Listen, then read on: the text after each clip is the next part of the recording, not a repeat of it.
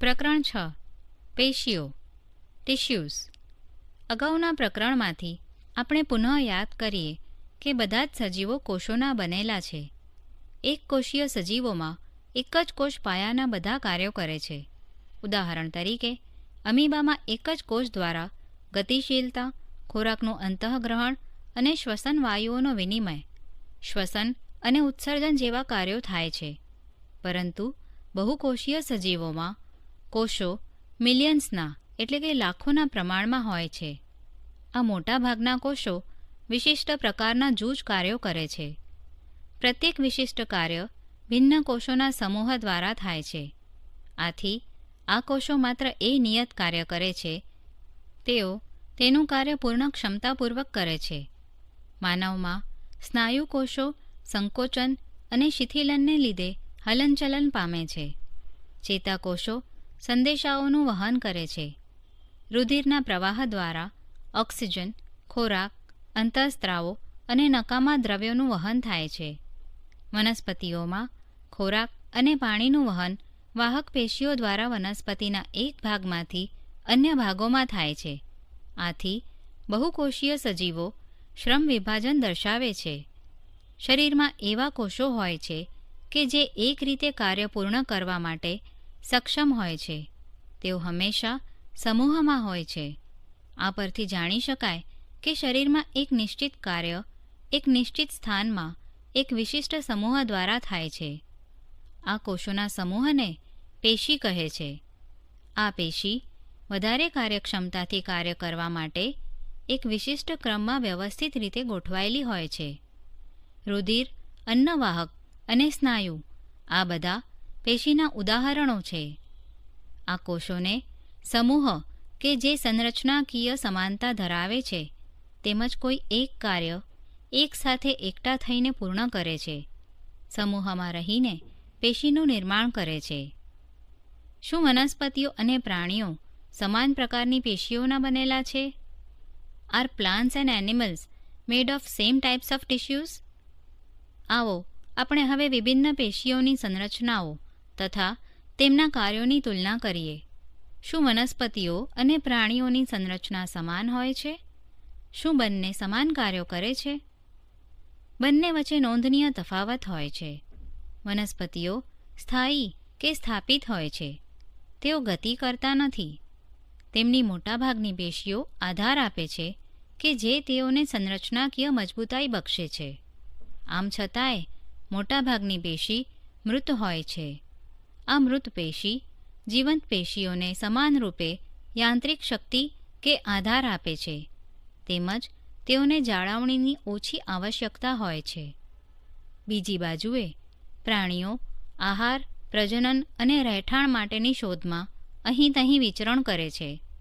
તેઓ વનસ્પતિઓની તુલનામાં વધુ ઊર્જા વાપરે છે. પ્રાણીઓની મોટાભાગની પેશી જીવંત હોય છે. પ્રાણીઓ અને વનસ્પતિઓની વચ્ચે વૃદ્ધિને અનુલક્ષીને એક અન્ય તફાવત હોય છે. વનસ્પતિઓની વૃદ્ધિ કેટલાક પ્રદેશો કે ક્ષેત્રો સુધી સીમિત રહે છે, જ્યારે પ્રાણીઓમાં આવું હોતું નથી. વનસ્પતિઓમાં કેટલીક પેશીઓ જીવન પર્યંત વિભાજન પામતી રહે છે. આ પેશીઓ કેટલાક વિસ્તારો સુધી સીમિત હોય છે. પેશીઓની વિભાજન ક્ષમતાને આધારે વિવિધ વનસ્પતિ પેશીઓને વર્ગીકૃત કરાય છે, જેમ કે વૃદ્ધિ પામતી કે વર્ધમાન પેશી એટલે કે વર્ધનશીલ અને સ્થાયી પેશી. પ્રાણીઓમાં કોષીય વૃદ્ધિ મોટેભાગે એકરૂપ કે સમાન હોય છે. આથી પ્રાણીઓમાં વર્ધમાન અને અવર્ધમાન પ્રદેશોની કોઈ નિશ્ચિતતા હોતી નથી. અંગો અને અંગતંત્રોનું સંરચનાત્મક સંગઠન જટિલ વનસ્પતિઓની તુલનામાં જટિલ પ્રાણીઓમાં અતિ વિશિષ્ટ તથા સીમિત હોય છે. આ પાયાના તફાવત સજીવોના બે મહત્વપૂર્ણ મુખ્ય સજીવ સમૂહો સૂચવે છે કે જેઓ ભિન્ન પદ્ધતિઓ દર્શાવે છે. ખાસ કરીને તેઓની ખોરાક ગ્રહણની પ્રક્રિયામાં તેમજ સંરચનાત્મક સંગઠન એક બાજુએ વનસ્પતિમાં એક જ સ્થાને સ્થાયી છે, જ્યારે બીજી તરફ પ્રાણીઓ પ્રચલન માટે અંગતંત્રોમાં વિકાસના હેતુસર વિભિન્ન પ્રકારનું અનુકૂલન ધરાવે છે. જટિલ કે ઉચ્ચ કક્ષાના પ્રાણી અને વનસ્પતિના દેહના સંદર્ભમાં હવે આપણે પેશીઓની બાબતોએ વિસ્તૃતમાં ચર્ચા કરીશું. વનસ્પતિ પેશીઓ પ્લાન્ટ ટિશ્યુઝ. વર્ધનશીલ પેશી મેરિસ્મેટિક ટિશ્યુ. પ્રવૃત્તિ 1. 2 કાચના જાર લો અને તેઓને પાણી વડે પૂર્ણ ભરો. હવે ડુંગળીના 2 કંદ લો અને પ્રત્યેક જાર પર એક એમ મૂકો, જે રીતે આકૃતિમાં દર્શાવેલ છે. થોડાક દિવસો પછી બંને ડુંગળીના કંદના મૂળની લંબાઈ માપો. પહેલા દિવસે, બીજા દિવસે અને ત્રીજા દિવસે મૂળની લંબાઈ માપો. બીજા જારમાં રાખેલ ડુંગળીના કંદના મૂળને ચોથા દિવસે 1 સેન્ટીમીટર કાપો. ત્યારબાદ બંને જારમાં રાખેલા ડુંગળીના કંદોના મૂળની લંબાઈને 5 દિવસ સુધી નિરીક્ષણ કરો અને પ્રત્યેક દિવસે મૂળની વૃદ્ધિના માપને નીચે આપેલ કોષ્ટકમાં લખો. વનસ્પતિઓમાં વૃદ્ધિ કેટલાક નિશ્ચિત વિસ્તારો કે પ્રદેશોમાં જ થાય છે. આવી પેશીને વર્ધનશીલ પેશી એટલે કે મેરિસ્મેટિક ટિશ્યુઝ તરીકે પણ ઓળખાય છે. વર્ધનશીલ પેશી કયા ભાગમાં આવેલી છે તેના આધારે તેના અગ્રસ્થ કે પાર્શ્વીય અને આંતરવિષ્ટ પ્રકારોમાં વર્ગીકૃત કરાય છે. વર્ધનશીલ પેશી દ્વારા નિર્માણ પામેલા નવા કોષો વર્ધનશીલ જેવા શરૂઆતમાં હોય છે, પરંતુ જેવી તે વૃદ્ધિ પામી અને પરિપક્વ બને છે તેના લક્ષણો ધીમે ધીમે પરિવર્તન પામે છે અને તે અન્ય પેશીઓના ઘટકોના સ્વરૂપે વિભાજિત થઈ જાય છે. અગ્રસ્થ વર્ધનશીલ પેશી મૂળ તેમજ પ્રકાંડની વૃદ્ધિવાળા ભાગમાં હોય છે, તેમજ તેમની લંબાઈમાં વૃદ્ધિ કરે છે. પ્રકાંડના પરિઘીય વિસ્તાર તેમજ મૂળમાં વૃદ્ધિ પાર્શ્વીય વર્ધનશીલ પેશીને કારણે થાય છે. આંતરવિષ્ટ વર્ધનશીલ પેશી પર્ણોના તલ પ્રદેશમાં કે ડાળીઓની આંતરગાંઠની બંને તરફ હોય છે. આ પેશીના કોષો ખૂબ જ સક્રિય હોય છે. તેમાં કોષરસ વધારે ઘટ્ટ, પાતળી સેલ્યુલોઝયુક્ત કોષ દિવાલ અને સ્પષ્ટ કોષ કેન્દ્ર ધરાવે છે. તેઓ રસધાની ધરાવતા નથી. શું આપણે વિચારી શકીએ કે તેઓ રસધાની કેમ ધરાવતા નથી? તે કોષો પર આધારિત પ્રકરણમાં ઉલ્લેખિત રસધાનીઓના કાર્ય વિષયક જ્ઞાનનો ઉપયોગ કરો. સ્થાયી પેશી પરમનન્ટ ટિશ્યુ. વર્ધનશીલ પેશી દ્વારા નિર્માણ પામેલા કોષોનું શું થાય છે? તેઓ એક વિશિષ્ટ કાર્ય કરે છે અને વિભાજન પામવાની ક્ષમતા ગુમાવે છે. તેને પરિણામે સ્થાયી પેશીનું નિર્માણ થાય છે. આ પ્રકારે એક વિશિષ્ટ કાર્ય કરવા માટે સ્થાયી સ્વરૂપ આકાર પ્રાપ્ત કરવાની ક્રિયાને વિભેદીકરણ કહે છે. વર્ધનશીલ પેશીના કોષો વિભાજન પામીને વિભિન્ન પ્રકારની સ્થાયી પેશીઓનું નિર્માણ કરે છે. સરળ સ્થાયી પેશી સિમ્પલ પરમનન્ટ ટિશ્યુ. કોષોના થોડાક સ્તરો આધારોત્તક કાર્ય કરતી પેશીનું નિર્માણ કરે છે.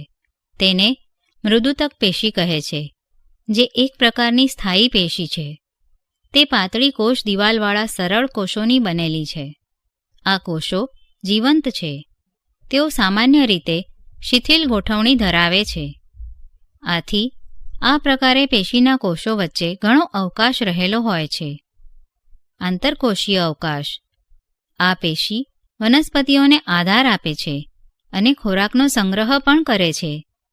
કેટલીક પરિસ્થિતિઓમાં તે એટલે કે મૃદુતક પેશી ક્લોરોફિલ ધરાવે છે અને પ્રકાશ સંશ્લેષણનું કાર્ય કરે છે. તેથી તેને હરિત કણોત્તક કે નીલ કણોત્તક પેશી કહે છે. જલીય વનસ્પતિઓમાં મોટા હવા કોટરો કે વાત કોટરો મૃદુતક પેશીના કોષોમાં હોય છે, જે વનસ્પતિઓને તરવા માટે તારક બળ એટલે કે ઉત્પ્લાવક બળ આપે છે. આ પ્રકારની મૃદુતક પેશીને વાયુતક પેશી કહે છે.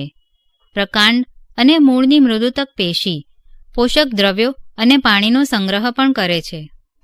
વનસ્પતિઓની નમ્યતાનું લક્ષણ એક અન્ય સ્થાયી પેશી સ્થૂલકોણક પેશીને કારણે હોય છે.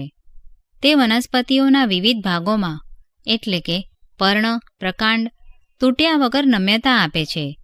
તે વનસ્પતિઓને યાંત્રિક આધાર પણ આપે છે. આપણે આ પેશીને અધિસ્તરની નીચે પર્ણદંડમાં મેળવી શકીએ છીએ.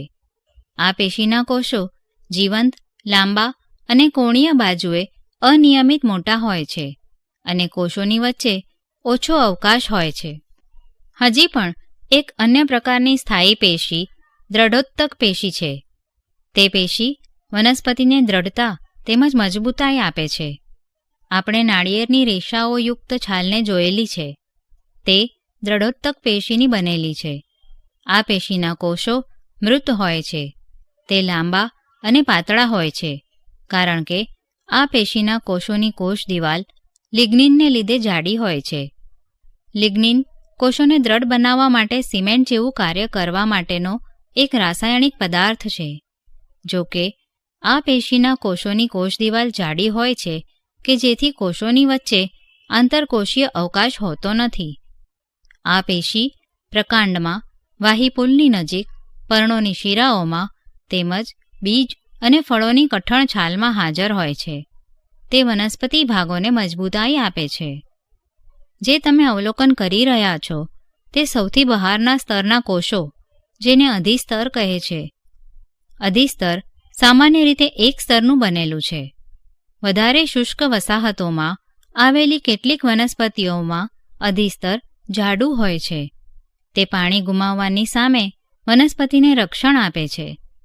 વનસ્પતિની સમગ્ર સપાટી અધિસ્તરના બાહ્ય આવરણ વડે ઢંકાયેલી હોય છે. તે વનસ્પતિના બધા જ ભાગોને રક્ષણ આપે છે. વનસ્પતિના હવાઈ ભાગોના અધિસ્તરીય કોષો જળ પ્રતિરોધક મીણના સ્ત્રાવથી એક સ્તર બનાવે છે. આ વધારાનું સ્તર પાણીના વ્યયની સામે રક્ષણ, યાંત્રિક ઈજા અને પરોપજીવી ફૂગ સામે રક્ષણ આપે છે.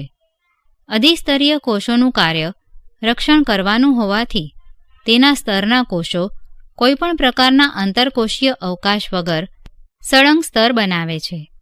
મોટાભાગના અધિસ્તરીય કોષો અપેક્ષિત રીતે ચપટા હોય છે. સામાન્ય રીતે તેમની બાહ્ય તથા પાર્શ્વકોષ દિવાલ આંતરિક કોષ દિવાલ કરતાં જાડી હોય છે. આપણે પર્ણના અધિસ્તરમાં નાના છિદ્રો અહીં અવલોકિત કરી શકીએ છીએ.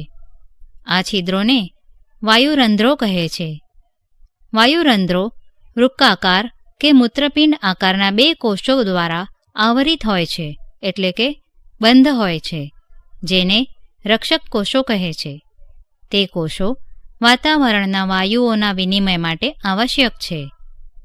બાષ્પોત્સર્જન એટલે કે ઉત્સ્વેદન, બાષ્પ સ્વરૂપે પાણી ગુમાવવાની ક્રિયા પણ વાયુરંધ્રો દ્વારા થાય છે. મૂળના અધિસ્તરીય કોષો પાણીનું શોષણ કરવાનું કાર્ય કરે છે. સામાન્ય રીતે વાળ જેવા વૃદ્ધિ પામતા લાંબા પ્રવર્ધ ધરાવે છે, જેથી તેમની પાણીનું અભિશોષણ કરવાની ક્ષમતામાં વધારો થાય છે. મરુનિવાસી એટલે કે રણ પ્રદેશમાં ઉગતી કેટલીક વનસ્પતિઓમાં અધિસ્તર જાડું મીણ જેવું અસ્તરક્યુટિન એટલે કે એક જલ અવરોધક રાસાયણિક પદાર્થનું બાહ્ય સપાટી પર સ્થૂલન કે લેપન થયેલું હોય છે. શું આપણે તેનું કારણ વિચારી શકીએ છીએ? શું એક વૃક્ષની શાખાનું બાહ્ય સ્તર તરુણ પ્રકાંડના બાહ્ય સ્તર કરતાં જુદું હોય છે? જેમ વૃક્ષની ઉંમર વધે છે તેમ તેની બાહ્ય રક્ષણાત્મક પેશીઓમાં કેટલાક પરિવર્તન થાય છે. દ્વિતીય વર્ધનશીલ પેશીની પટ્ટી પ્રકાંડના અધિસ્તરનું સ્થાન મેળવી લે છે. બહારની તરફના કોષો આવી જ રીતે વિભાજન પામે છે. આ પ્રકારે વધારે સ્તરોવાળી જાડી છાલનું વૃક્ષ પર નિર્માણ થાય છે. આ છાલના કોષો મૃત હોય છે. તે આંતરકોષીય અવકાશ વગર ચુસ્ત ગોઠવણી ધરાવે છે. તેઓની કોષ દિવાલો પર સુબેરિન નામનું રસાયણ પણ સ્થૂલિત હોય છે, જે છાલને હવા તેમજ પાણી માટે અપ્રવેશશીલ પટલ જેવું બનાવે છે. જટિલ સ્થાયી પેશી કોમ્પ્લેક્સ પરમનન્ટ ટિશ્યુ. અત્યાર સુધી એક જ પ્રકારના કોષોની બનેલી વિભિન્ન પ્રકારની પેશીઓ પર ચર્ચા કરી ચૂક્યા છીએ. આવી પેશીઓને સરળ સ્થાયી પેશી કહે છે. અન્ય પ્રકારની સ્થાયી પેશીને જટિલ સ્થાયી પેશી કહે છે. જટિલ સ્થાયી પેશી એક કરતાં વધારે પ્રકારના કોષોથી બનતી હોય છે અને બધા એકસાથે મળીને એક સામાન્ય કાર્ય કરે છે. જલવાહક અને અન્નવાહક આ પ્રકારની જટિલ સ્થાયી પેશીના ઉદાહરણો છે. તેઓ બંનેને વાહક પેશી પણ કહે છે. અને તેઓ મળીને વાહિપુલનું નિર્માણ કરે છે.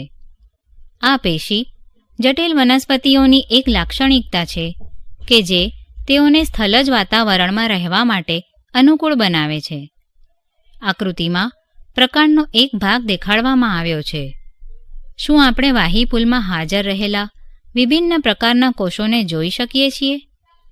જલવાહક પેશી, જલવાહિનીકી એટલે કે ટ્રેકેટ્સ, જલવાહિની એટલે કે વેસલ્સ, જલવાહક મૃદુત્તક એટલે કે ઝાયલમ પેરેન્કાઇમા અને જલવાહક તંતુઓ એટલે કે ઝાયલમ ફાઇબર્સની બનેલી હોય છે. આ કોષોની કોષ દિવાલ જાડી હોય છે. જલવાહિનીકી અને જલવાહિનીની સંરચના જાલિકાકાર હોય છે. આ એકમો પાણી અને ખનિજ ક્ષારોનું ઉર્ધ્વ તરફ સ્થળાંતર કરે છે. મૃદુતકીય એટલે કે જલવાહક મૃદુતક એકમ ખોરાકનો સંગ્રહ કરે છે અને પાર્શ્વ બાજુએ કિનારી તરફ પાણીનું સંવહન કરવામાં મદદરૂપ થાય છે. જલવાહક તંતુઓ મુખ્યત્વે આધારોત્તક કાર્ય કરે છે. અન્નવાહક પેશી 4 પ્રકારના એકમો ચાલની નલિકાઓ, સાથી કોષો, અન્નવાહક તંતુઓ અને અન્નવાહક મૃદુતકની બનેલી છે. ચાલની નલિકા છિદ્રિષ્ઠ કોષ દિવાલયુક્ત અને નલિકાકાર કોષીય રચના છે. અન્નવાહક પેશી જલવાહક પેશીથી ભિન્ન પદાર્થોને કોષોમાં બંને દિશાઓમાં ગતિ કરાવી શકે છે. અન્નવાહક પર્ણોથી ખોરાકનું વહન વનસ્પતિના વિભિન્ન ભાગો સુધી કરે છે. અન્નવાહક તંતુઓ સિવાયના અન્નવાહકના કોષો કે એકમો જીવંત કોષો કે એકમો છે. પ્રાણી પેશીઓ એનિમલ ટિશ્યુઝ. જ્યારે આપણે શ્વાસ લઈએ છીએ ત્યારે આપણે આપણી છાતીનું હલનચલનને અનુભવી શકીએ છીએ. શરીરના અંગો કેવી રીતે હલનચલન કરે છે એના માટે આપણી પાસે અમુક વિશેષ કોષો આવેલા હોય છે જેને આપણે પેશીય કોષો કહીએ છીએ. આ કોષોના સંકોચન અને શિથિલનને પરિણામે અંગોને ગતિ પ્રાપ્ત થાય છે. શ્વાસની ક્રિયા દરમિયાન ઓક્સિજન લઈએ છીએ. આ ઓક્સિજન ક્યાં જાય છે? તે ફેફસામાં અવશોષિત થાય છે તેમજ રુધિર દ્વારા શરીરના બધા જ કોષો સુધી પહોંચે છે. કોષોને ઓક્સિજનની જરૂરિયાત શા માટે હોય છે? કણાભસૂત્રોના કાર્યો આ પ્રશ્નના સમાધાન માટે એક સંકેત આપે છે જેના માટે આપણે અગાઉ અભ્યાસ કર્યો છે. રુધિર તેની સાથે વિભિન્ન પદાર્થોને શરીરના એક સ્થાનથી બીજા સ્થાન સુધી લઈ જાય છે. ઉદાહરણ તરીકે તે ખોરાક અને ઓક્સિજનને બધા જ કોષો સુધી પહોંચાડે છે. તે શરીરના બધા ભાગોમાંથી નકામા પદાર્થો એકત્ર કરી યકૃત તથા મૂત્રપિંડ સુધી ઉત્સર્જન માટે પહોંચાડે છે. રુધિર અને સ્નાયુ બંને આપણા શરીરમાં જોવા મળતી પેશીઓના ઉદાહરણો છે. તેના કાર્યને આધારે આપણે વિભિન્ન પ્રકારની પ્રાણી પેશીઓના માટે વિચાર કરી શકીએ છીએ. અધિચ્છેદીય પેશી, સંયોજક પેશી, સ્નાયુ પેશી અને ચેતાપેશી. રુધિર સંયોજક પેશીનો એક પ્રકાર છે અને સ્નાયુ પેશીની રચના કરે છે. અધિચ્છેદીય પેશી દેટ ઇઝ એપિથેલિયલ ટિશ્યુ પ્રાણીના શરીરને ઢાંકતી કે બાહ્ય આવરણ સ્વરૂપે રક્ષણ આપતી પેશી અધિચ્છિદ પેશી છે. અધિચ્છિદ શરીરના અંદર રહેલા મોટા ભાગના અંગો અને પોલાણો કે અવકાશોને ઢાંકે છે. તે વિભિન્ન પ્રકારના શારીરિક તંત્રોને એકબીજાથી અલગ કરવા માટે અંતરાલ કે અવરોધનું નિર્માણ કરે છે. ત્વચા, મોંનું અસ્તર, અન્નનળી, રુધિરવાહિનીનું અસ્તર, ફેફસાના વાયુકોષ્ઠો, મૂત્રપિંડ નલિકા વગેરે બધા જ અધિચ્છેદીય પેશીના બનેલા છે. અધિચ્છેદીય પેશીના કોષો એકબીજાની સાથે ચુસ્ત રીતે સતત જોડાઈને એક આચ્છાદિત આવરણનું નિર્માણ કરે છે. તે આવરણોની વચ્ચે સિમેન્ટ દ્રવ્ય ખૂબ ઓછી માત્રામાં હોય છે અને મોટે ભાગે આંતરકોષીય અવકાશનો અભાવ હોય છે. સ્પષ્ટ છે કે જે પદાર્થ શરીરમાં પ્રવેશે કે બહાર નીકળે તે અધિચ્છેદના કોઈપણ સ્તર કે પટલમાંથી અવશ્ય પસાર થાય છે. વિભિન્ન પ્રકારની અધિચ્છેદીય કોષોની વચ્ચેની પારગમ્યતા શરીર અને બાહ્ય વાતાવરણ તેમજ શરીરના વિભિન્ન અંગોની વચ્ચેના પદાર્થોના આદાન પ્રદાન એટલે કે આપ લેમાં મહત્વપૂર્ણ ભૂમિકા ભજવે છે. સામાન્ય રીતે બધી જ અધિચ્છેદીયને એક બાહ્ય રેશામય આધાર આપતી આધાર કલા જે નીચે રહે છે, પેશીઓને અલગ કરે છે. આકૃતિમાં દર્શાવ્યા અનુસાર વિભિન્ન અધિચ્છેદીય પેશીની સંરચનાઓ વિભિન્ન પ્રકારની હોય છે, જે તેના કાર્યો પર નિર્ભર કરે છે. ઉદાહરણ તરીકે રુધિર વાહિનીઓ કે ફેફસાના વાયુકોષ્ઠનું અસ્તરના કોષો, જ્યાં પદાર્થોનું સંવહન પસંદગીમાન પ્રવેશશીલ પટલ દ્વારા થાય છે, ત્યાં સરળ ચપટા પ્રકારના અધિચ્છિદ પેશીના કોષો આવેલા હોય છે, જેને સરળ લાદીસમ અધિચ્છિદ પેશી કહે છે. સરળ લાદીસમ અધિચ્છિદ પેશીના કોષો ખૂબ જ પાતળા, ચપટા અને નાજુક અસ્તર બનાવતા હોય છે. અન્નનળી અને મોઢાનું અંદરનું અસ્તર પણ લાદીસમ અધિચ્છિદ પેશી દ્વારા આવરિત હોય છે. શરીરનું રક્ષણાત્મક આવરણ અથવા ત્વચા આ જ લાદીસમ અધિચ્છિદ પેશીથી બનેલી હોય છે. ત્વચાના અધિચ્છેદીય પેશીના કોષો કપાવાથી તથા ફાટવાથી બચવા માટે અનેક સ્તરોમાં સુવ્યવસ્થિત ગોઠવણી ધરાવે છે, કારણ કે ઘણા બધા સ્તરોની સુવ્યવસ્થિત ગોઠવણીની રીત ધરાવે છે. આથી આ અધિચ્છેદીય પેશીને સ્તરીય કે શૃંગીય સ્ત્રુત અધિચ્છિદ પેશી કહે છે, જ્યાં અભિશોષણ અને સ્ત્રાવ થતો હોય છે, જેમ કે આંતરડાનું અંદરનું અસ્તર, જેમાં લાંબા અધિચ્છેદીય કોષો હાજર હોય છે. આ સ્તંભાકાર અધિચ્છિદ પેશીના કોષો સ્તંભાકાર પિલર જેવા અધિચ્છેદીય અવરોધને પસાર કરવા માટે મદદરૂપ થાય છે. શ્વાસનળીમાં સ્તંભાકાર અધિચ્છેદીય પેશીમાં પક્ષ્મો એટલે કે સિલિયા ધરાવે છે. જો કે અધિચ્છેદીય પેશીના કોષોની બહારની સપાટી પર વાળ જેવી રચનાઓ હોય છે. તે પક્ષમલ હલનચલન કરી શકે છે, તેમજ તેમની ગતિ શ્લેષ્મને આગળ સ્થળાંતરિત કરીને તે પ્રદેશને સ્વચ્છ કરવામાં મદદરૂપ થાય છે. આવા પ્રકારની અધિચ્છેદીય પેશીને પક્ષમલ અધિચ્છદ પેશી કહે છે. ઘનાકાર અધિચ્છદ પેશી ઘન આકાર જે કોષો લંબાઈ, પહોળાઈ અને જાડાઈમાં સમાન હોય, મૂત્રપિંડ નલિકા તથા લાળ ગ્રંથિની નલિકાના અસ્તરનું નિર્માણ કરે છે, જ્યાં તે તેઓને યાંત્રિક આધાર આપે છે.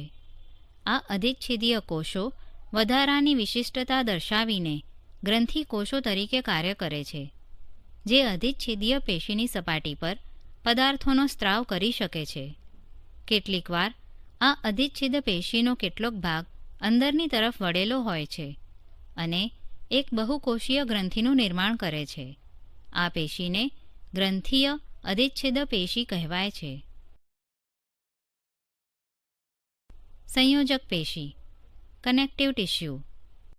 રુધિરને એક પ્રકારની સંયોજક પેશી કહે છે. શા માટે તેને સંયોજક પેશી કહે છે? આ પ્રકરણની પ્રસ્તાવનામાં આ બાબતે એક નિર્દેશન આપેલું છે. ચાલો હવે આપણે આ પ્રકારની પેશી વિશે વિસ્તૃત માહિતી મેળવીએ. સંયોજક પેશીના કોષો એકબીજા સાથે ઓછા જોડાયેલા હોય છે અને આંતરકોષીય આધાર દ્રવ્ય એટલે કે મેટ્રિક્સમાં ખૂંપેલા કે ગોઠવાયેલા હોય છે. આ આંતરકોષીય આધાર દ્રવ્ય જેલી જેવું પ્રવાહી, ઘનતા ધરાવતું કે બરડ હોય છે. આંતરકોષીય આધારક દ્રવ્યનો સ્વભાવ વિશિષ્ટ સંયોજક પેશીના કાર્યને અનુસરીને પરિવર્તનશીલ રહે છે. રુધિરનું એક ટીપું સ્લાઇડ પર લઈ અને તેમાં હાજર વિભિન્ન પ્રકારના કોષોને સૂક્ષ્મદર્શક યંત્ર વડે જુઓ. રુધિરના પ્રવાહી આંતરકોષીય આધારક દ્રવ્યના ભાગને રુધિર રસ કહે છે. પ્લાઝમા રુધિર રસ. રુધિર રસમાં લાલ રુધિર કોષો આરબીસીઝ, શ્વેત રુધિર કોષો ડબ્લ્યુબીસીઝ તેમજ ત્રાક કણો નિલંબિત રીતે હોય છે. રુધિર રસમાં પ્રોટીન, મીઠું NaCl તથા અંતઃસ્ત્રાવો પણ હોય છે.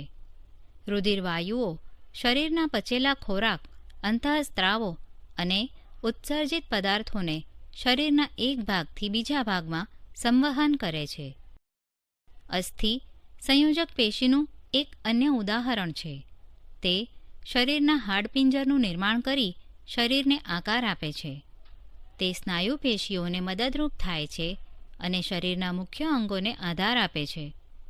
તે પેશી મજબૂત અને કઠણ હોય છે. અસ્થિના કાર્યો માટે આ લક્ષણોનો ઉપયોગ શું છે? અસ્થિકોષો આંતરકોષીય આધારક દ્રવ્યમાં ગોઠવાયેલા હોય છે, જે કેલ્શિયમ તથા ફોસ્ફરસના બનેલા હોય છે. બે નજીકના કે ક્રમિક અસ્થિઓ એકબીજા સાથે એક અન્ય સંયોજક પેશી દ્વારા જોડાય છે. તેને અસ્થિબંધ સ્નાયુ એટલે કે અસ્થિબંધ લિગામેન્ટ કહે છે. આ પેશી ખૂબ જ સ્થિતિસ્થાપક અને મજબૂત હોય છે. સ્નાયુમાં ખૂબ જ ઓછું આંતરકોષીય આધારક દ્રવ્ય હોય છે. એક અન્ય પ્રકારની સંયોજક પેશી સ્નાયુબંધ છે. સ્નાયુબંધ ટેન્ડન, જે સ્નાયુ પેશી કે માંસપેશીઓને અસ્થિઓ સાથે જોડે છે. સ્નાયુબંધ મજબૂત તથા સીમિત સ્થિતિસ્થાપકતાવાળી રેસામય પેશી છે. કાસ્થિ એટલે કે કાર્ટિલેજ એક અન્ય પ્રકારની સંયોજક પેશી છે, જેમાં કોષો વચ્ચે પર્યાપ્ત સ્થાન હોય છે. તેનું આંતરકોષીય આધારક દ્રવ્ય પ્રોટીન અને શર્કરાનું બનેલું હોય છે. તે અસ્થિઓના સાંધાઓને લીસા બનાવે છે. કાસ્થિ નાક, કાન, ગળું અને શ્વાસનળીમાં પણ હાજર હોય છે. આપણે કાનના કાસ્થિને વાળી શકીએ છીએ, પરંતુ હાથના અસ્થિને વાળી શકતા નથી. વિચારો, આ બે પેશી કેવી રીતે ભિન્ન છે? તંતુ ઘટક સંયોજક પેશી એટલે કે એરોલર કનેક્ટિવ ટિશ્યુ ત્વચા અને સ્નાયુ પેશી કે માંસપેશીઓની વચ્ચે રુધિરવાહિનીની ચારેય તરફ ચેતાઓ અને અસ્થિમજ્જામાં જોવા મળે છે. તે અંગોની અંદરની ખાલી જગ્યાને ભરે છે કે પૂર્ણ કરે છે, આંતરિક અંગોને આધાર આપે છે અને પેશીઓના સમારકામમાં મદદરૂપ થાય છે. આપણા શરીરમાં ચરબી એટલે કે મેદ ક્યાં સંગ્રહ પામે છે? ચરબી કે મેદનો સંગ્રહ કરવાવાળી મેદપૂર્ણ પેશી ત્વચાની નીચે આંતરિક અંગોની વચ્ચે જોવા મળે છે. આ પેશીના કોષો ચરબી કે મેદના ગોલકોથી ભરેલા હોય છે. ચરબી કે મેદનો સંગ્રહ થવાને કારણે તે ઉષ્મા નિયમનનું કાર્ય પણ કરી શકે છે. સ્નાયુ પેશી મસ્ક્યુલર ટિશ્યુ. સ્નાયુ પેશી લાંબા કોષોની બનેલી હોય છે, જેને સ્નાયુ તંતુ પણ કહે છે. આ પેશી આપણા શરીરમાં હલનચલન કે પ્રચલન માટે જવાબદાર છે. સ્નાયુઓમાં એક વિશિષ્ટ પ્રકારનું પ્રોટીન હોય છે, જેને સંકોચનશીલ પ્રોટીન કહે છે, જેને લીધે સંકોચન અને શિથિલનની ગતિ થાય છે. કેટલાક સ્નાયુઓની ગતિ આપણે ઈચ્છાનુસાર કરાવી શકીએ છીએ. હાથ અને પગમાં આવેલા સ્નાયુઓને આપણે આપણી ઈચ્છાનુસાર જરૂરિયાત પ્રમાણે ગતિ કરાવી શકીએ છીએ અથવા તેની ગતિને રોકી શકીએ છીએ. આવા પ્રકારના સ્નાયુઓને ઐચ્છિક સ્નાયુ પેશી એટલે કે વોલેન્ટરી મસલ કહે છે. આ સ્નાયુઓને કંકાલ સ્નાયુ કે કંકાલ સ્નાયુ પેશી પણ કહે છે, કારણ કે તે મોટે ભાગે અસ્થિઓ સાથે સીધું જોડાણ ધરાવે છે અને શારીરિક ગતિશીલતા પ્રાપ્ત કરવામાં મદદરૂપ થાય છે. સૂક્ષ્મદર્શક યંત્ર વડે જોતા આ સ્નાયુ તંતુઓમાં આછા અને ઘેરા રંગના પટ્ટાઓ એકાંતરે રેખાઓની જેમ ગોઠવાયેલા જોવા મળે છે. આને લીધે તેને રેખિત સ્નાયુ પેશી પણ કહે છે. આ પેશીના કોષો કે તંતુઓ લાંબા, નળાકાર, અશાખિત અને બહુકોષ કેન્દ્રીય હોય છે. અન્નનળીમાં ખોરાકનું વહન કે રુધિરવાહિનીમાં રુધિર પ્રવાહનું વહન જેવું વહન ઐચ્છિક નથી. આ ગતિવિધિઓને આપણે સ્વયં સંચાલિત કરી શકતા નથી અથવા આપણે આ ગતિઓને ઈચ્છાનુસાર તે શરૂ કે બંધ કરી શકતા નથી. અરેખિત સ્નાયુ પેશી અથવા અનૈચ્છિક સ્નાયુ પેશી આવી ગતિ કે વહનશીલતાનું નિયંત્રણ કરે છે. તેઓ આંખની કીકી, મૂત્રવાહિની, ફેફસામાં શ્વાસવાહિનીઓમાં પણ જોવા મળે છે. કોષો કે તંતુઓ લાંબા અને તેમના અંતિમ છેડા સાંકડા એટલે કે ત્રાકાકાર સ્પિન્ડલ શેપ હોય છે. તેના કોષો એક કોષ કેન્દ્રીય હોય છે. તેને અરેખિત સ્નાયુ પેશી પણ કહે છે. તેનું નામ અરેખિત શા માટે છે? વિચારો. હૃદયના સ્નાયુઓ જીવન પર્યંત લયબદ્ધ રીતે સંકોચન અને શિથિલન કરતા રહે છે. આ અનૈચ્છિક સ્નાયુ પેશીને હૃદસ્નાયુ પેશી એટલે કે કાર્ડિયલ કહે છે. હૃદયના સ્નાયુતંતુઓ કે કોષો નળાકાર, શાખિત અને એક કોષ કેન્દ્રીય હોય છે. વિભિન્ન પ્રકારની સ્નાયુ પેશીઓને સંરચનાકીય તુલના કરો. તેમના આકાર, કોષ કેન્દ્રોની સંખ્યા તથા કોષમાં કોષ કેન્દ્રોના સ્થાનને નોંધો. ચેતાપેશી નર્વસ ટિશ્યુ. બધા જ કોષોમાં ઉત્તેજનાને અનુરૂપ પ્રતિચાર આપવાની ક્ષમતા હોય છે. જો કે ચેતાપેશીના કોષો ખૂબ જ ત્વરિત ઉત્તેજિત થાય છે અને આ ઉત્તેજના ખૂબ જ ઝડપથી સમગ્ર શરીરમાં એક જગ્યાએથી બીજી જગ્યા સુધી પહોંચાડે છે. મગજ કે મસ્તિષ્ક, કરોડરજ્જુ અને ચેતાઓ આ બધી જ રચના ચેતાપેશીની બનેલી હોય છે. ચેતાપેશીના કોષોને ચેતાકોષો કહેવાય છે. ચેતાકોષ ન્યુરોન ઓર નર્વ સેલ. ચેતાકોષમાં કોષ કેન્દ્ર અને કોષરસ એટલે કે ચેતારસ હોય છે. તેમાંથી લાંબા પાતળા વાળ જેવી શાખાઓ નીકળતી હોય છે. સામાન્ય રીતે પ્રત્યેક ચેતાકોષમાં આવી જ રીતે એક લાંબો પ્રવર્ધ હોય છે જેને અક્ષતંતુ એટલે કે એક્સોન કહે છે અને ખૂબ જ નાની શાખાઓ ધરાવતા પ્રવર્ધને શિખાતંતુ એટલે કે ડેન્ડ્રાઇટ કહે છે. એક ચેતાકોષ 1 મીટર સુધી લાંબો હોઈ શકે છે.